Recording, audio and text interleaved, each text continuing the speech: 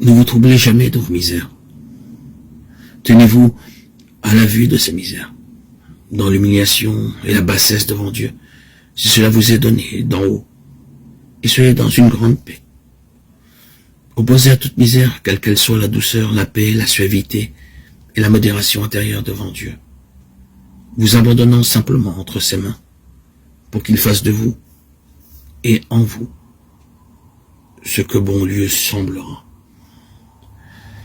Et désirant doucement et paisiblement ne vivre que pour lui, par lui et en lui. Ne vous laissez pas abattre ou décourager s'il vous semble que vous ne faites rien, que vous êtes lâche, tiède, si vous voyez que vous êtes encore sujet à des affections naturelles, à des pensées d'amour-propre, à des tristesses. Tâchez tout simplement d'oublier toutes ces choses et tournez votre esprit vers Dieu, en vous tenant devant lui dans un désir paisible et continuel, qu'il fasse de vous et en vous son très saint bon plaisir.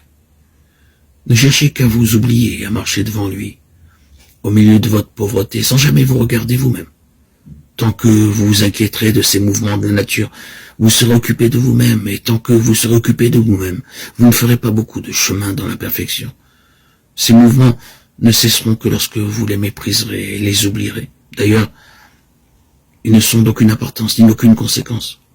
Moquez-vous-en et ne voyez que Dieu, et cela par la pure et simple foi.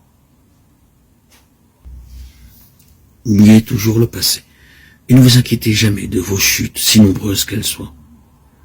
Toutes les fois que vous vous relèverez, il n'arrivera pas de mal.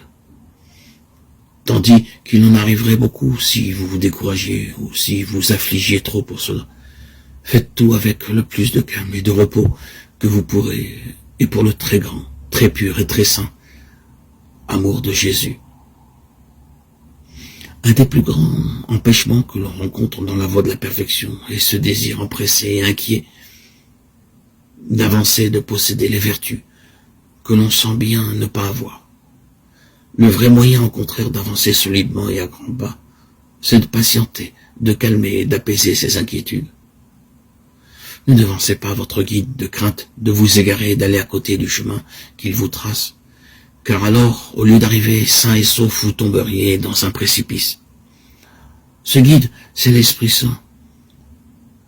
Par votre travail et vos inquiétudes, par votre trouble et votre empressement, vous le devancez sous prétexte d'aller plus vite.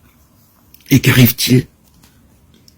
Vous allez à côté du chemin, où le terrain est plus dur, plus raboteux, et loin d'avancer, vous reculez.